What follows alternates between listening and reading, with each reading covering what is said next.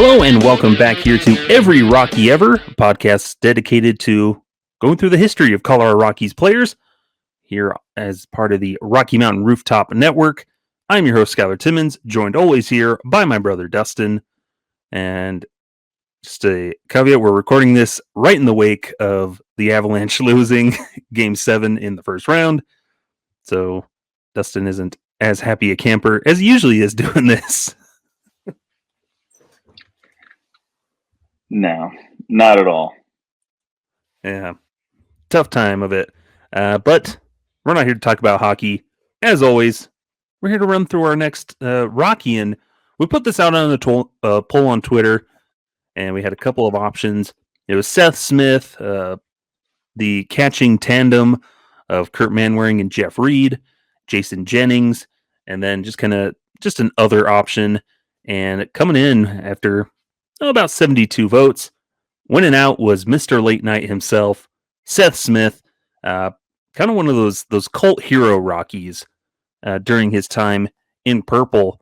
And I guess first and foremost, before we get into his career, what do you think of Seth Smith? When you kind of hear that name, what comes to your mind?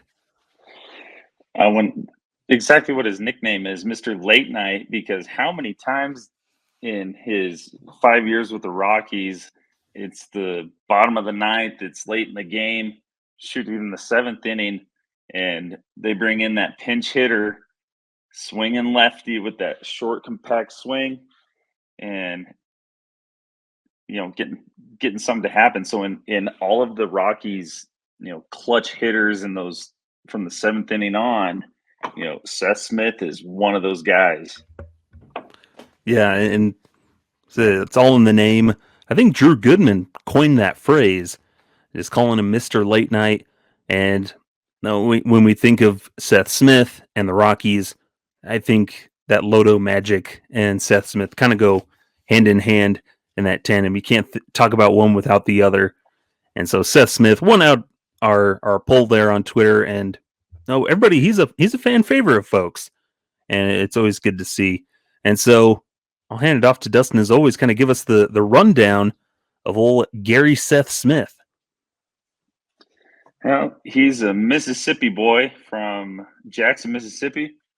He was actually drafted by the Arizona Diamondbacks in the 48th round in the 2001 amateur draft, but he didn't go on and sign with him. He actually went and was a backup quarterback at the University of Mississippi. He backed up one Eli Manning, the lesser of the Manning brothers. They were both really good, but Seth Smith, then he was drafted by the Rockies in the 2004 draft in the second round, and he made his major league debut September 16th, 2007, right when Rocktober was going on. He made that debut against the Florida Marlins and went 0 for 2. And he ended up playing 5 years for the Rockies, that 2007 year, and then he was traded after the 2011 season when he was traded to the Oakland Athletics. Yeah, for a couple of guys. Looking at these, it's fun to see who these guys got traded for and see how that turned out. But in January of 2012, he was traded to the Athletics for Guillermo Moscoso and Josh Outman. Ooh. But Seth Smith went on to have, some pretty good, decent years for Oakland, and then went over to he played for San Diego, for Seattle, and for Baltimore. And he ended up wrapping up his career after 2017. Yeah, so it kind of cool when we were looking at his stats and stuff. Lengthy career, a nice, decent length of a career, 11 years in the big leagues. And I always found interesting that all these teams, he was always traded to the next team. Never seemed like he reached free agency. And the Rockies trading him to Oakland after the 2011 season, after probably to save a couple bucks and get a back into the rotation starter. And so they got two of them from the Oakland days after they signed him in arbitration. But overall, like, not a bad career for Seth Smith. It's not blowout numbers, but a solid guy to have on your ball club. Had a couple of good years after he left the Rockies as well out there. But something that I liked out there at Ole Miss, a three-sport athlete, played basketball and football. Of course, baseball, was an All-American his freshman year, hit .402 for his batting average his freshman year, played in the Pan American Games. And so you just look at his numbers. He was just a raw athlete across the board. And I think that's something that kind of popped up during his Rockies career too, is just seeing kind of this pure raw athlete when he'd step up to the plate, game on the line late in the game. He was clutch, and that was something that we'll always remember him for. Those, he got a taste of it there in 2007. He played a couple games in the playoffs that year, and then 2008 he played in 67 games, and had, I think we started to see him, finding his feet there, and then that 2009 season, when they made another push and got into the playoffs, that year he played in 133 games. In 2009, 2010, he played 133 games each. In 2009, he batted .293. It wasn't, he never had these stats that were just like, holy cow, that it's an all-star. No, it was solid production in defensively, nothing spectacular, but nothing terrible. Just a solid guy. During those years, it was fun when we were doing our research, going back and seeing when the Rockies used to do cool productions and stuff of getting to know their players. There was a one with Domingo Ayala with him and with Seth Smith and Spilly doing a funny little segment when Spilly was doing those, spilling the beans with Spilly. He had Seth Smith on there. It's kind of like those funny things, and he always looked like a guy that was having a good time. Uh-huh. Yeah, and we look at, like I said, he's not that, oh man, this guy's like the superstar on a team. No, he would probably typically be that maybe third, fourth outfielder, bench guy, which he was mostly a lot of that early days of his career. But it goes back to that nickname of what he kind of placed himself in Rockies lore as Mr. Late Night. Because we look at his career, and he came up with a lot of big moments, or at least he always seemed to be coming up in big situations. And right there in the playoffs, that 2007 playoffs, had a couple of two big moments for himself that kind of set up some big things. In the National League, or when he got first called up, had 5 hits and 8 at bats at the end, near to lead out through the end of the season. So not too bad coming off the bench. Then in the playoffs, the first division series, he hits a base hit to load the bases for who comes up next? Kaz Matsui, who hits a grand salami to just stun the Phillies. And then in the what went on to be the game clincher in the championship series against the Diamondbacks, Rockies were trailing, I think, 1-0 going on into the fourth. Seth Smith hits a 2-out, 2-run double that then sparks a 6-run inning, and the Rockies then go on to punch their ticket to the World Series.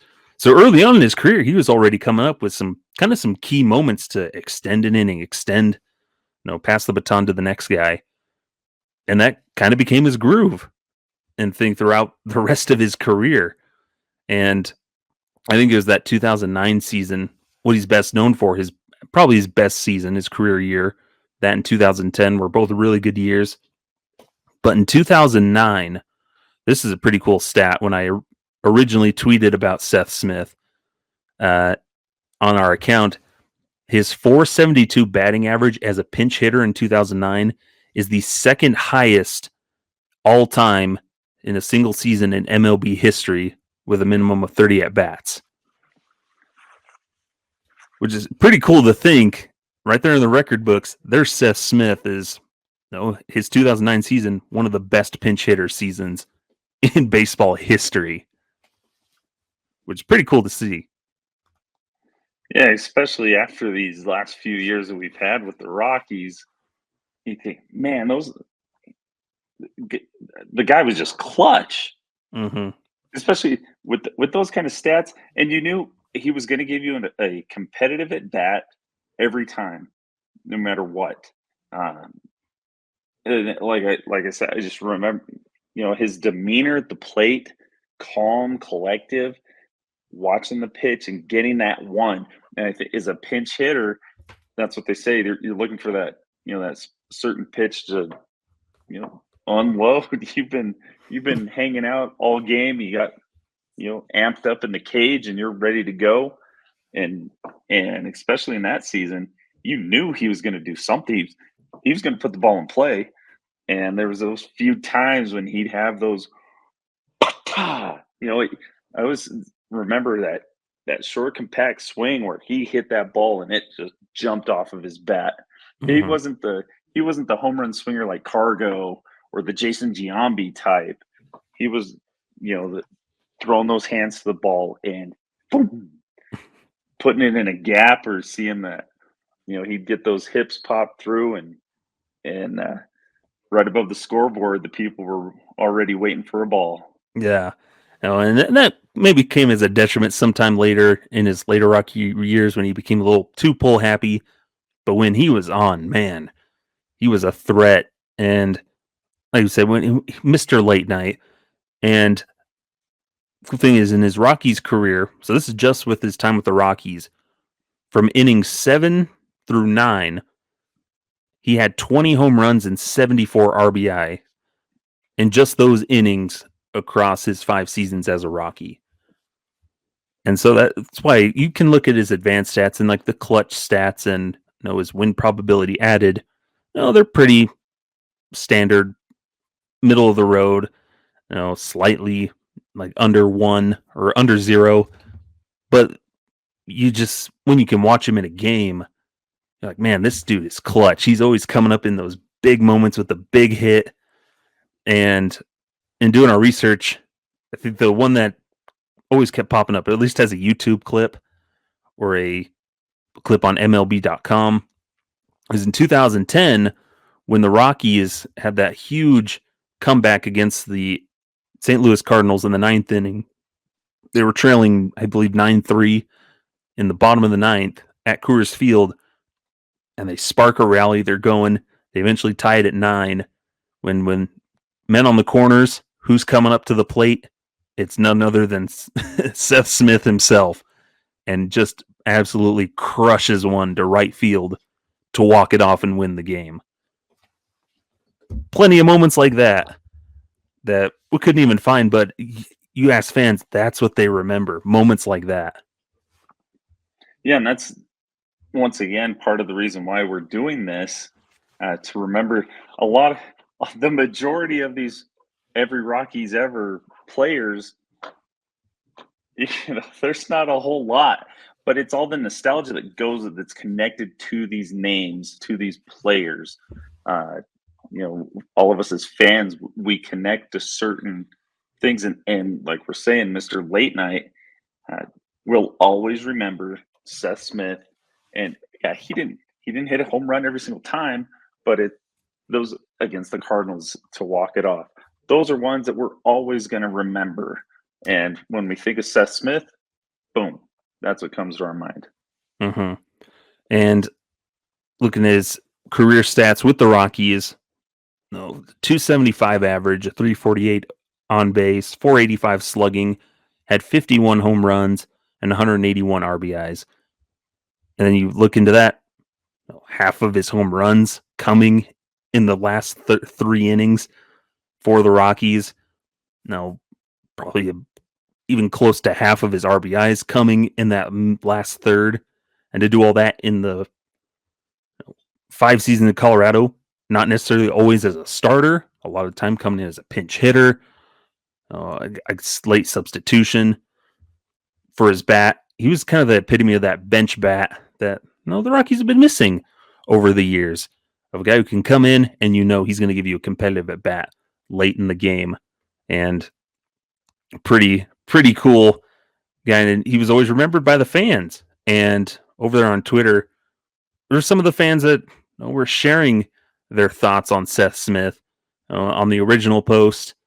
Mark Stout, working with AT&T Sportsnet, talking about how Seth Smith once almost hit for a cycle in spring training and just kind of downplayed it. I think he had a 3-run homer, a double, and a single, and then they took him out of the game.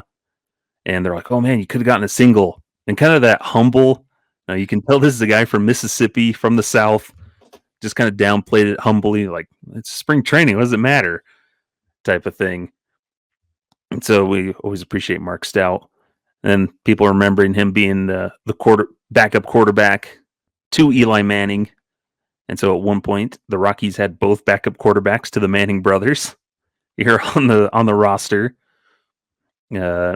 Jared Rago over on Twitter says, a great Rocky who was clutch and exciting to watch. Michael Solomon just simply calls him a badass. But we paid him peanuts on 1 year's deals, and he got paid somewhere else, which it's kind of the name of the game for the Rockies sometimes. Other folks just saying favorite player just has a game-used bat, a legend, and had some other fans mentioning how they met his dad, who would come to a bunch of games, and just the nicest guy. Always come when he was playing in the minor leagues. Met his dad, who was always there, came to all of his son's games. And another one we have kind of sums this up entirely. This is Nate Roberts over on Twitter. Says, I can't say I have a specific memory, though home runs down the right field line come to mind. I just remember the confidence I had in him coming off the bench to pinch hit one of my favorite all-time Rockies. And that's really what sums up Seth Smith. Really nice, simple, humble guy, but he had all the confidence in the world in him. Oh, yeah, and we miss him. But it was good to see, because he continued doing that when he went to Oakland, with Seattle and the Orioles. It's always good seeing some of these phases. Yeah, it's sad when they leave. Either they're traded or it was time to move on. But he did it the right way with the Rockies, and it was always good to see on SportsCenter, MLB Network, seeing a highlight with Seth Smith attached to it, because that's what he did for us, and he was able to have a lot of those moments as well with the Seattle fans, the Oriole fans, the A's fans, and we just I think the Rockies need to go back into looking for those dual sport athletes again. Where them backup quarterbacks at, and they can swing the bat a little. Who was backing up the other? Is it Archie Manning or whatever Manning? Yeah. Now, who's his backup quarterback? For real. Something. So hopefully they can figure something out. But from our research, it looks like Seth Smith, his post-professional career is still staying involved with some sports and coaching softball. Yeah, he's an assistant softball coach, where he lives in Madison, Mississippi, still in the Madison Ridgeland Academy, where all three of his kids attend, and I think he's coaching his oldest daughter there on the softball team. So made the transition over to coaching, and just living his life, living best life out in Mississippi. That's what we love to see, those guys just continue to just go back and do the thing. That's the crazy thing with baseball players. They can have a decent long career, 10 years of success, and then just kind of go off the radar, so to speak, and just kind of live their life and be living with their family and stuff. Is always cool to see. But love Seth Smith. I always just remember, that's one last thing. The most distinctive thing was just he had the biggest eyebrows. Like, they were just thick old caterpillars on his eyes. This is what I always remember him. had those big ol' eyebrows. And then just also thinking, I talked about this to you before, of I don't know if I ever heard him speak. Like those videos we watched, Yeah, it was real short responses, short and and sweet. That stern look on his face. yeah. But it was cool to see him paired with Ryan Spilborghs of Spilly in both those videos. You could kind of tell they were probably goofing off on the bench all the time because they were all part of that young group coming up around the same time. And so on the field, just the nice, quiet type. But man, I would Oh have yeah. loved to get to know him more. Yeah, Mr. Late Night, Seth Smith, one of our favorites. A kind of a cult classic hero, the folk heroes in Rockies history. Like you said, it was cool to see he was still able to just keep doing his thing after he left Colorado and just didn't change who he was. He was still Mr. Late Night everywhere he went, delivering big hits, the game on the line. You could trust Seth Smith to go up and give you a good at bat and then rope one down the right field line for a walk-off dinger.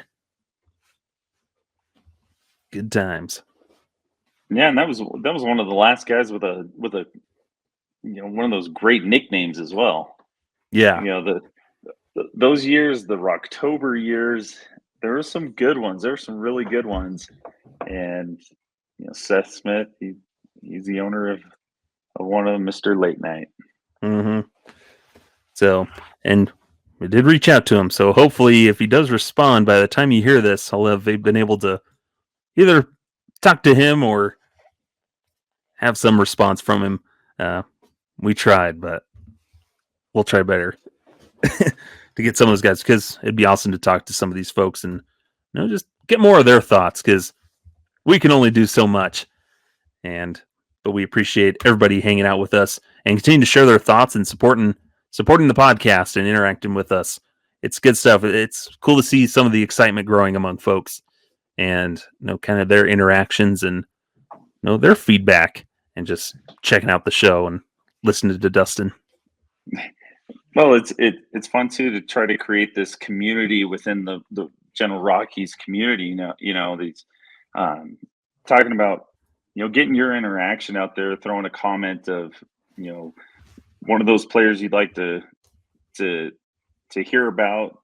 If there's any special experiences that you've had, and also there's a lot of former Rockies, and there's guys that were like, well, we could talk like 5 minutes about them. And so that's one of those things we're trying to see what kind of groups can we pair together to cover. We had the catching tandem of Kurt Manwaring and Jeff Reed that we'll be getting to. But what are some of those other guys, those combinations? Maybe we've thought, the guys with the best nicknames and a certain year's bullpen guys, pairing a couple of closers together. Those guys that were, one great season and then see ya. Mm-hmm. So we're in the works of getting this and getting you guys some more content and some more episodes. Yeah, and so we'll just keep on trucking along as best we can. And as always, you can follow us over on Twitter of at Every Rockie Ever.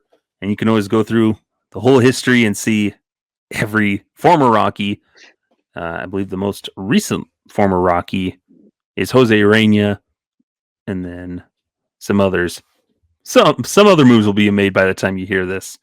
But you can always check us out there and reach out to us over there. Let us know your thoughts. And then you can also follow Rocky Mountain Rooftop, Rocky MTN Rooftop for all our other needs, for all your other podcast needs.